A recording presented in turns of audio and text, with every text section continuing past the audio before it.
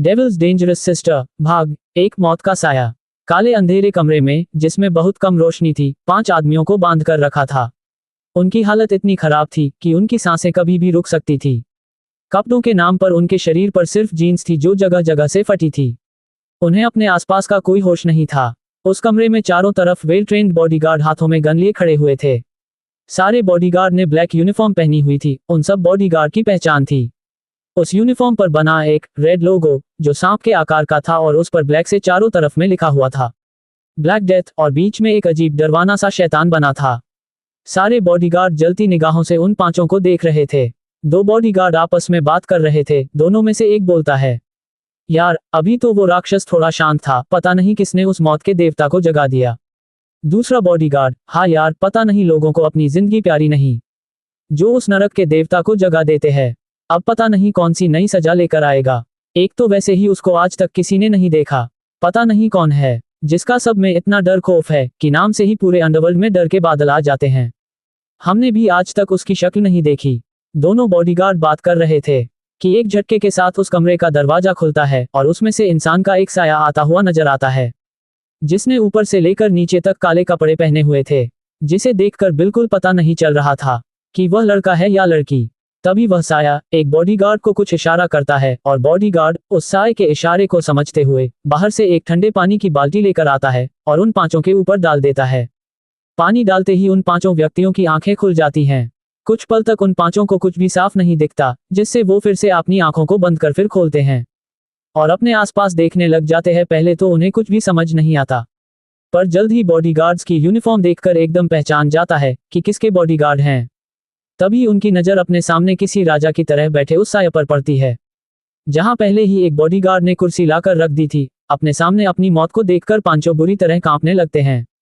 तभी उनमें से एक हिम्मत कर अपनी लड़खड़ाती जुबान में बोलता है, हमें छोड़ दो किंग, हमने कुछ नहीं किया, गलती हो गई, आगे से ऐसी कोई गलती नहीं होगी। आगे उस आदमी की जबान एकदम बंद हो जाती है जब किंग अपनी जेब से चाकू निकालकर उस आदमी की जीभ काट देता है, जिसे उसके मुंह से खून बहने लगता है।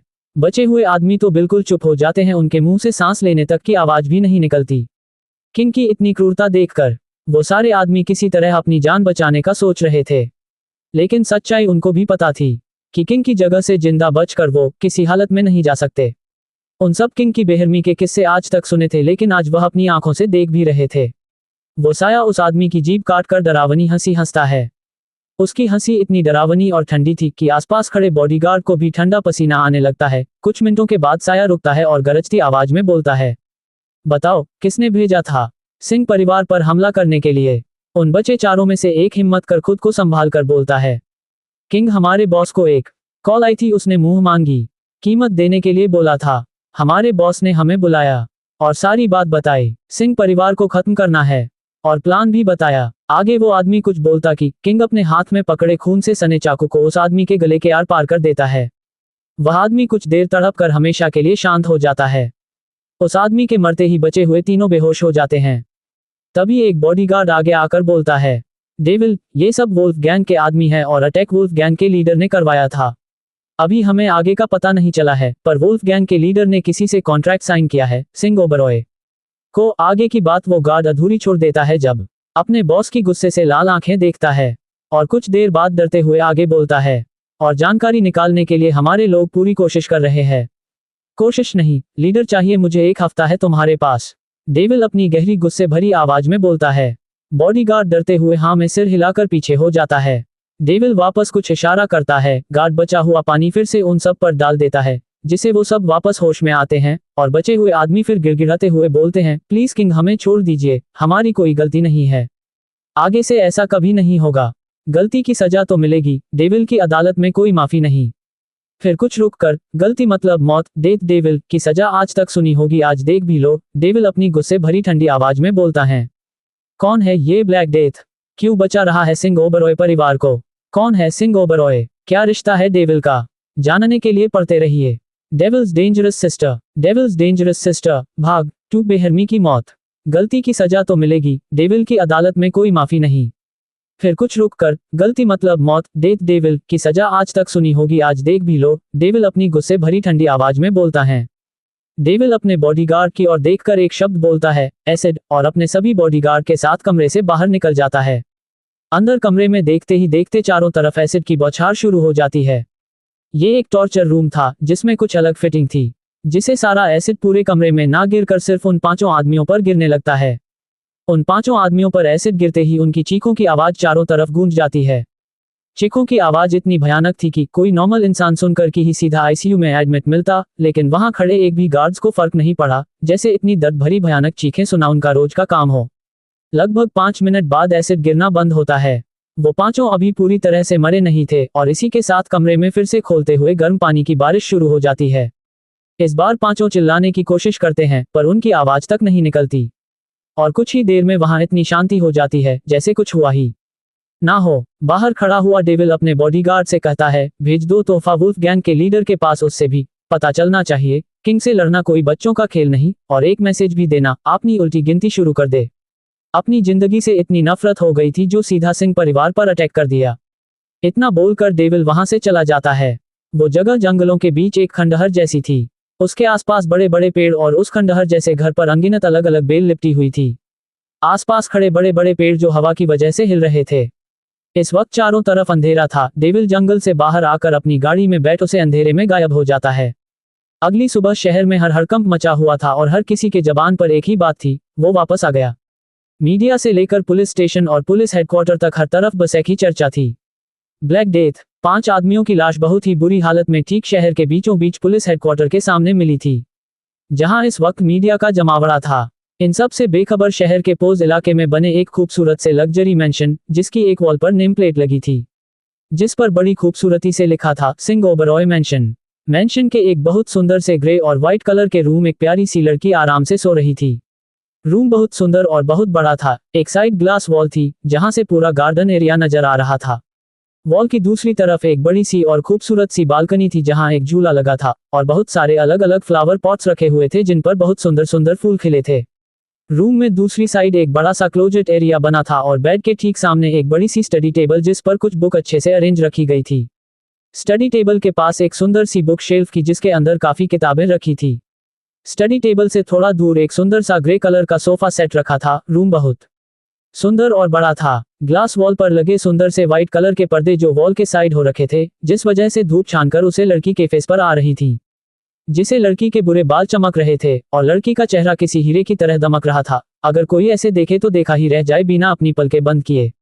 कुछ देर बाद उस रूम का दरवाजा धीरे से खुलता है और एक 26-27 साल का लड़का अंदर आता है और धीरे से उस लड़की के पास जाकर उसके माथे पर किस करते उस लड़की के पास बैठ जाता है, जिसे महसूस कर लड़की के फेस पर एक प्यारी सी स्माइल आ जाती जिसे उसके एक गाल पर डिंपल पड़ रहा था।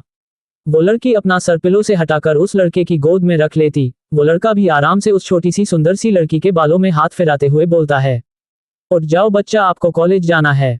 भाई सिर्फ 5 मिनट। वो लड़की अपनी नींद भरी आवाज बोलती है और कसकर अपने भाई को पकड़ लेती है। बच्चा, आप ऑलरेडी बहुत लेट हो चुके हैं। लड़की इतना सुन जल्दी से उठती है और कसकर अपने भाई को गले लगाते हुए गुड मॉर्निंग बोलती है। उद्धरण चिन्ह विस्मयादिबोधक चिन्ह। हमारी मॉर्निंग पहले ही बहुत अच्छी हो गई बच्चे। सबसे पहले अपनी अपनी प्रिंसेस को जो देखा। वह लड़का भी प्यार से उस लड़की के बाल ठीक कर बोलता है। वह लड़की जल्दी से अपने भाई से अलग होकर वॉशरूम की तरफ जाते हुए बोलती हैं, भाई आप उस पागल को उठाओ, हम रेडी होकर नीचे आए। और इतना बोल लड़की वॉशरूम के अंदर चली जाती है और लड़का, जिसके चेहरे पर मुस्कुराहट आ गई थी, वो बिना कुछ बोल रूम से बाहर दूसरे रूम में चला जाता है। लड़की शावर लेकर एक व्हाइट बाथरोब पहनकर बाथरूम से बाहर आती है और क्लोजेट में जाकर ब्लू ढीली सी जीन्स और सफेद ढीली सी टी शर्ट और व्हाइट स्नीकर्स पहनकर आती है। उसके एक हाथ में एक ब्लैक स्पोर्ट वॉच थी और दूसरे में एक सुंदर सा चांदी का कड़ा था जो कुछ हद तक ब्रेसलेट के जैसा था। उसके बालों का एक मैसी सा बन बना था। अब ब्लैक डेथ के आने से क्या होगा? कौन है ये लड़की? आगे जानने के लिए पढ़िए डेविल्स डेंजरस सिस्टर अगला भाग जल्दी। तब तक आप प्यारे प्यारे समीक्षा करना ना भूले और हमें फॉलो भी करें। ये हमारी दूसरी कहानी है, उम्मीद है आप सबको पसंद आएगी। रीडर के समीक्षा से ही एक लेखक को पता चलता है कि उसके रीडर को कहानी पसंद आ रही है कि नहीं, इसलिए प्यारे प्यारे समीक्षा करना ना भूलें। Smile smile. धन्यवाद। डेविल्स डेंजरस सिस्टर भाग 3 फैमिली इंट्रोडक्शन। लड़की शावर लेकर एक व्हाइट बाथरोब पहनकर बाथरूम से बाहर आती है और क्लोजेट में जाकर ब्लू ढीली सी जीन्स और सफेद ढीली सी टी शर्ट और व्हाइट स्नीकर्स पहनकर आती है। उसके एक हाथ में एक ब्लैक स्पोर्ट वॉच थी और दूसरे में एक सुंदर सा चांदी का कड़ा था जो कुछ हद तक ब्रेसलेट के जैसा था। उसके बालों का एक मैसी सा बन बना था। इस वक्त लड़की बहुत क्यूट लग रही थी, बिल्कुल किसी टीनेजर की तरह। नहाने से उसके फेस की रंगत हल्की गुलाबी पड़ी हुई थी। वो स्टडी टेबल से अपना बैग उठाकर उसमें कुछ बुक्स और पेन डालकर रूम से बाहर चली जाती है। रूम से बाहर आकर वो लड़की नीचे डाइनिंग हॉल में चली जाती है। डाइनिंग हॉल बहुत ही सुंदर था, जहां एक रॉयल ब्लू और व्हाइट कलर का बहुत सुंदर सा डाइनिंग टेबल लगा हुआ था। उसके आसपास रॉयल ब्लू कलर की चेयर्स थी। डाइनिंग टेबल के बिल्कुल ऊपर एक बड़ा सा सुंदर सा क्रिस्टल का झूमर लगा था। उसके आसपास और भी कुछ छोटे झूमर लगे थे जो और खूबसूरत लग रहे थे। डाइनिंग हॉल में इस वक्त पूरा परिवार मौजूद था।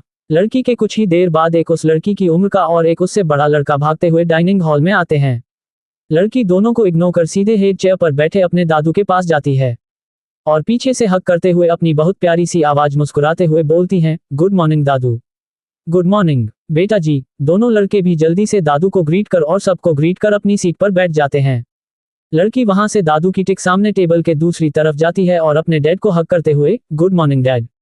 गुड मॉर्निंग हमारी प्रिंसेस। लड़की के डैड उसके गाल पर हाथ रखते हुए बोलते हैं। लड़की वह से अपनी मोम का पास जाकर उन्हें भी विश करती है, फिर सबको गुड मॉर्निंग बोलकर अपनी चेयर पर बैठ जाती है। चलिए तब तक सब ब्रेकफास्ट करते हैं। इस प्यारी सी फैमिली का इंट्रोडक्शन लेते हैं। पृथ्वीराज सिंह ओबरॉय अंडरस्को उम्र 75 साल, एक रौबदार शख्सियत के मालिक। घर के सबसे बड़े। इनका फैसला घर का आखिरी फैसला होता है, लेकिन एक शख्स उसको बदलवा सकता है, वो है इनकी पोती जिसमें जान बसती है। इनकी जितने खड़ूस गुस्से वाले अपने बेटों और पोतों के लिए है, उससे कहीं ज्यादा शांत अपनी पोती के सामने है। कहने का मतलब सबसे ज्यादा प्यार अपनी पोती से करते हैं, पोतों से भी करते हैं, लेकिन थोड़ा कम। सिंह ओबरॉय ग्रुप्स की नवी इन्होंने ही अपनी मेहनत से रखी थी, जो आज देश में ही नहीं विदेश में भी एक बहुत जाना माना नाम है। इनके 3 बेटे हैं, कोई बेटी नहीं है। राजवटी पृथ्वीराज सिंह ओबरॉय अंडरस्को उम्र 72 साल, पृथ्वी जी की धर्मपत्नी, एक शांत स्वभाव की धार्मिक महिला। इन्होंने अपने सब फर्ज पूरे कर दिए, अब भगवान की आस्था और अपने पोता पोती के साथ वक्त बिताती हैं। इनकी एक बड़ी ख्वाहिश है, अपने पोता पोती की शादी के बाद तीर्थ यात्रा पर निकल जाना है, लेकिन पता नहीं कि यह ख्वाहिश कब पूरी होगी। विक्रम सिंह ओबरॉय अंडरस्को सिंह ओबरॉय परिवार का बड़ा बेटा, समझदार, सभ्य व्यक्ति और दमदार और स्ट्रिक्ट पर्सनैलिटी के मालिक।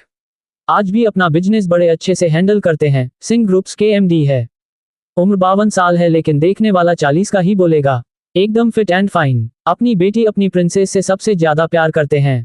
इनके 5 बच्चे हैं। शिवंशी विक्रम सिंह ओबरॉय अंडरस्को विक्रम जी की पत्नी, उम्र 48 साल, एक समझदार और सबको साथ लेकर चलने वाली महिला। यह एक डॉक्टर है, इनकी गिनती देश के टॉप डॉक्टर में होती है।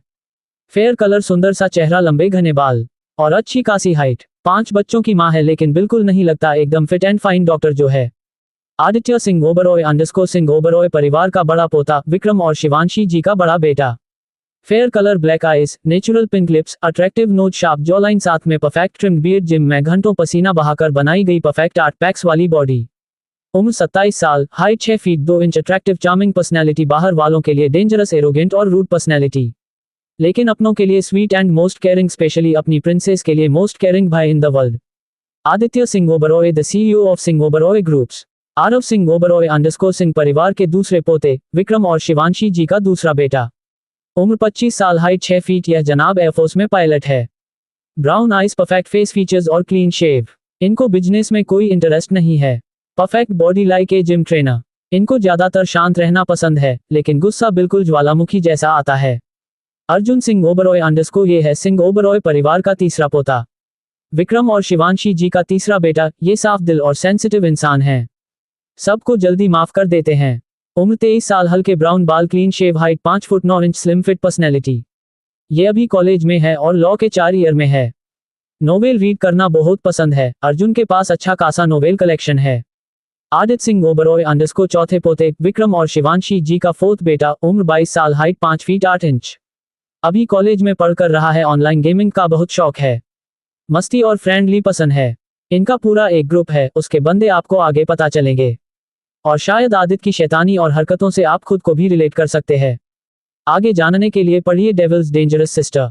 अगला भाग जल्दी। तब तक आप प्यारे प्यारे समीक्षा करना ना भूले और हमें फॉलो भी करें। ये हमारी दूसरी कहानी है, उम्मीद है आप सबको पसंद आएगी। रीडर के समीक्षा से ही एक लेखक को पता चलता है कि उसके रीडर को कहानी पसंद आ रही है कि नहीं, इसलिए प्यारे प्यारे समीक्षा करना ना भूलें। Smile smile smile smile smile smile. धन्यवाद। डेविल्स डेंजरस सिस्टर भाग 4, आदित्य की परेशानी। आदित्य सिंह ओबरॉय अंडरस्कोर चौथे पोते विक्रम और शिवांशी जी का फोर्थ बेटा, उम्र 22 साल, हाइट 5 फीट 8 इंच। अभी कॉलेज में पढ़कर रहा है, ऑनलाइन गेमिंग का बहुत शौक है। मस्ती और फ्रेंडली पसंद है, इनका पूरा एक ग्रुप है। उसके बंदे आपको आगे पता चलेंगे और शायद आदित्य की शैतानी और हरकतों से आप खुद को भी रिलेट कर सकते हैं। अब आते हैं सिंह ओबरॉय परिवार की प्रिंसेस पर। सो जोरदार तालियों और बैंड बाजों का साथ स्वागत है। Just kidding, a cold sweat smile, tears of Joy, tears of Joy, tears of Joy. Avantika Singh Oberoi हमारी कहानी की हीरोइन अंडरस्कोर उम्र 20 साल, height 5 feet 6 inch, hazel eyes, जो अवंतिका को सबसे अलग बनाती है क्योंकि सिंह परिवार में किसी की भी हेजल रंग की आंखें नहीं है। परफेक्ट फेस फीचर्स, गुलाब की पंखुड़ियां जैसे पिंक और नाजुक होंठ, छोटी सी सुंदर सी नाक, काले कमर से भी नीचे तक आते बाल। इन मैडम को अपने बाल पसंद नहीं, वो तो अपनी मम्मा और दादी की वजह से सेफ है, वरना अभी उर्फ अवंतिका मैडम कब का काट चुकी होती, जिनका एनी टाइम बन बना होता है। यह अभी कॉलेज में है, मेडिकल सेकंड ईयर में है। एवी को पेंटिंग और स्केचिंग का बहुत शौक है। शैतानियां और हरकतें करने में ये और आदित्य क्राइम पार्टनर है। युवराज सिंह ओबरॉय अंडरस्कोर पृथ्वी जी के छोटे बेटे और विक्रम जी के छोटे भाई, उम्र 50 साल, ये भी परिवार का बिजनेस ही संभालते हैं। एक खुश मिजाज इंसान। इनका एक बेटा है, वैशाली। युवराज सिंह ओबरॉय अंडरस्कोर युवराज जी की पत्नी है, उम्र 45 साल। इनका एक ही बेटा है जो शादी के काफी साल बाद हुआ था। किसी परेशानी के चलते फिर ये दोबारा मां नहीं बन पाए। शिवांशी जी को बिल्कुल अपनी बड़ी बहन के जैसे मानती हैं और सारे बच्चों को एक जैसा प्यार करती हैं। यश सिंह ओबरॉय अंडरस्कोर उम्र 20 साल, अवंतिका से कुछ ही महीने बड़ा, वैशाली और युवराज जी का इकलौता बेटा। ये भी कॉलेज जाता है, मस्ती और फ्रेंडली पर्सनैलिटी है, height 5 foot 8 inch. Avantika, Aditya और यश शैतानियों में क्राइम पार्टनर है। इनके ग्रुप के चौथे मेंबर की एंट्री भी जल्दी होगी और पृथ्वी जी के तीसरे बेटे के बारे में आपको आगे पता चलेगा। अवंतिका को अब हम अभी ही लिखेंगे, किसी को कोई दिक्कत ना हो, या फिर आप कोई और अच्छा सा निक नेम बता सकते हैं। और भी कहीं और निक नेम हो गए अवंतिका के। पूरी फैमिली बैठी ब्रेकफास्ट कर रही थी। हेड चेयर पर पृथ्वी जी, उनके ठीक सामने डाइनिंग टेबल की दूसरी और विक्रम जी, पृथ्वी जी के एक साइड राजवती जी और उनके पास आदित्य, आरव और अर्जुन बैठे हुए थे और दूसरी साइड अवंतिका, यश और आदित्य बैठे थे। विक्रम जी के एक साइड शिवांशी जी और दूसरी साइड युवराज जी और वैशाली जी बैठे हुए थे।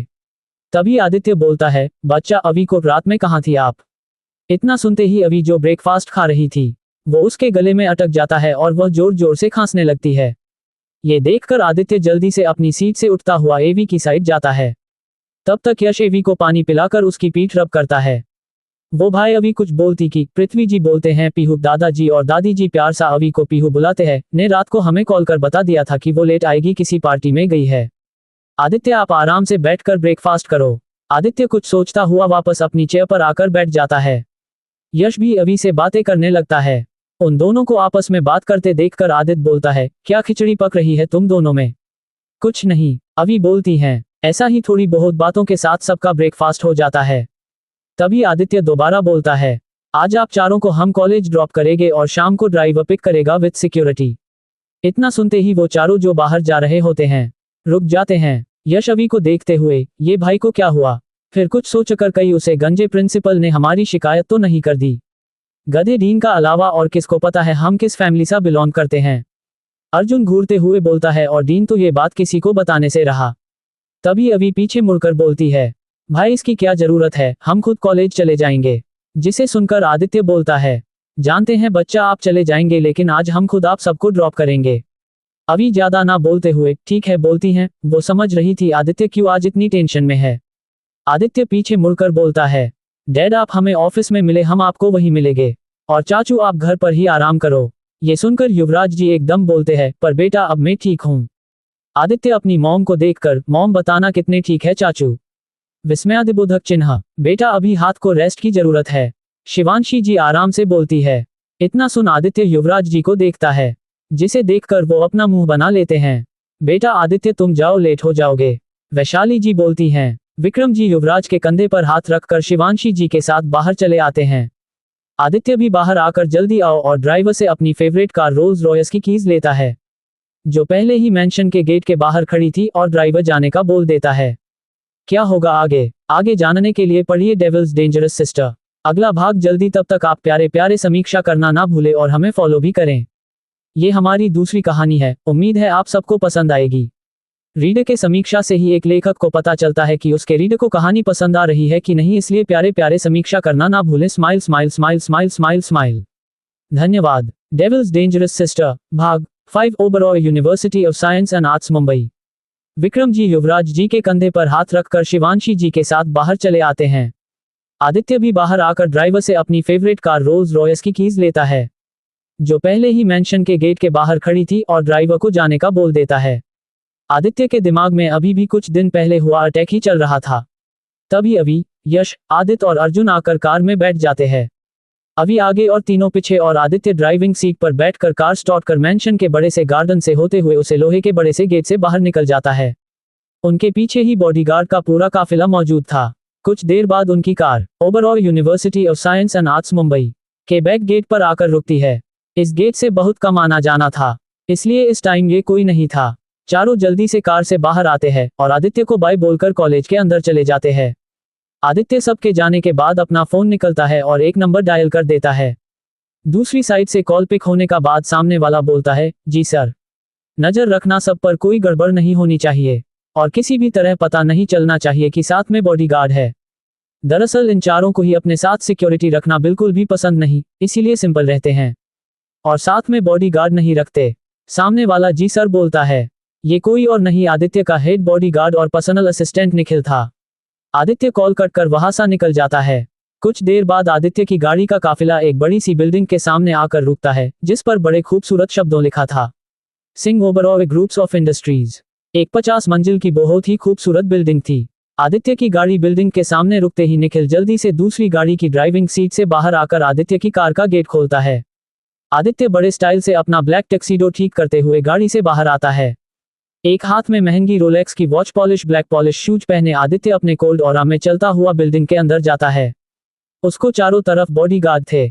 आसपास के जितने भी वर्कर्स उसको देख रहे थे अपना सर हल्का झुकाकर गुड मॉर्निंग विश रहे थे।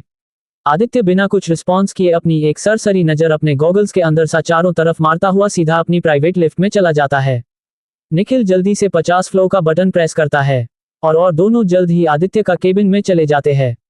आदित्य और निखिल दोनों जल्द ही केबिन में चले जाते हैं। आदित्य केबिन में आकर अपनी फाइल में बिजी हो जाता है। निखिल अपने केबिन में चला जाता है। हालांकि अभी भी आदित्य के माइंड में अटैक वाला सीन ही चल रहा था। Singh Oberoi university of science and arts Mumbai भी दूसरी तरफ अभी आदित्य, यश और अर्जुन यूनिवर्सिटी के अंदर चले जाता है। सिंह ओबरॉय कॉलेज मुंबई का ही नहीं, देश के सबसे बेस्ट यूनिवर्सिटी में से एक था। इस यूनिवर्सिटी में हर सब्जेक्ट की स्टडी होती थी, साइंस से लेकर मैथ्स, आर्ट्स एंड स्पोर्ट्स सब कुछ, इसलिए ये यूनिवर्सिटी स्टूडेंट की पहली पसंद थी। इस यूनिवर्सिटी से पढ़े बच्चे का फ्यूचर काफी ब्राइट हो जाता था। इस कॉलेज में अमीर बाप के बिगड़े हुए बच्चे और पॉलिटिशियंस के बच्चे पढ़ते थे, जो कॉलेज को अपनी बाप की समझते थे। हाँ, यूनिवर्सिटी का स्कॉलरशिप एग्जाम क्रैक करना इतना भी आसान नहीं था, लेकिन कुछ बच्चे अपनी मेहनत से हर साल स्कॉलरशिप ले जाते थे। कॉलेज की 15 से 20 बिल्डिंग थी। लाइब्रेरी, आर्ट, कंप्यूटर, मेडिकल, हर एक फैकल्टी की अलग बिल्डिंग थी। यूनिवर्सिटी से कुछ दूरी पर ही ऊंची ऊंची हॉस्टल बिल्डिंग बनी हुई थी। कॉलेज की बिल्डिंग बहुत खूबसूरत थी। हर बिल्डिंग के साथ अलग अलग बहुत सुंदर से गार्डन और स्पोर्ट्स ग्राउंड बने थे। अभी और बाकी सब अंदर जाते ही अपनी अपनी क्लास में जाने लगते हैं। तभी अभी का मोबाइल रिंग होता है। वो सबको देखकर बोलती है, अर्जुन भाई आप सब जाओ, हम आते हैं। अर्जुन और सब ओके बोलकर आगे बढ़ जाते हैं। अभी अपना मोबाइल निकला कर चेक करती है तो उसमें के का मैसेज शो रहा था। अभी मैसेज का रिप्लाई कर फोन वापस रख देती है। अर्जुन लॉ के 4 ईयर में था, वो अपनी क्लास में चला जाता है। आदित्य और यश कंप्यूटर साइंस के स्टूडेंट है, दोनों अपनी क्लास में चले जाते हैं। और हमारी अभी मेडिकल स्टूडेंट थी, वो अपनी क्लास में चली जाती है। वहीं दूसरी तरफ आदित्य के केबिन के दरवाजे पर नॉक होता है। आदित्य का केबिन ग्रे कलर का बहुत बड़ा और लग्जरी केबिन था। एक साइड फुल ग्लास वॉल, जहां से शहर के साथ साथ बीच का भी बहुत सुंदर नजारा दिख रहा था। केबिन में एक साइड लग्जरी सोफा सेट और दूसरी साइड आदित्य की डेस्क रखी थी, जिसके पीछे एक बड़ा सा बुक सेल्फ और आदित्य के सारे बिजनेस अवार्ड रखे थे। सोफे के दूसरे साइड एक गेट होता है, जो वॉशरूम का गेट था। आदित्य का केबिन बहुत खूबसूरत था और सबसे ज्यादा खूबसूरत आदित्य की ब्लैक मार्बल लग्जरी टेबल थी, जिसके साथ बालक चेयर थी। उसकी टेबल के सामने भी 3 चेयर और रखी हुई थी। आदित्य आवाज सुनकर अपनी गहरी आवाज में कम इन बोलता है। निखिल केबिन का गेट ओपन कर अंदर आता है और हल्की सी गर्दन झुकाकर ग्रीट कर बोलता है, बॉस अटैक वुल्फ गैंग ने किया था। जी हाँ, वही अटैक है जिसके गुनहगार आज नरक में बैठे अपना हिसाब पूरा कर रहे होंगे, जिनको डेविल ने तड़पाकर मारा था। फर्स्ट चैप्टर, कौन है डेविल, अब क्या करेगा आदित्य, आगे जानने के लिए पढ़िए डेविल्स डेंजरस सिस्टर। अगला भाग जल्दी, तब तक आप प्यारे प्यारे समीक्षा करना ना भूले और हमें फॉलो भी करें। ये हमारी दूसरी कहानी है। उम्मीद है आप सबको पसंद आएगी। रीडर के समीक्षा से ही एक लेखक को पता चलता है कि उसके रीडर को कहानी पसंद आ रही है कि नहीं, इसलिए प्यारे प्यारे समीक्षा करना ना भूलें। Smile smile smile smile smile smile. धन्यवाद।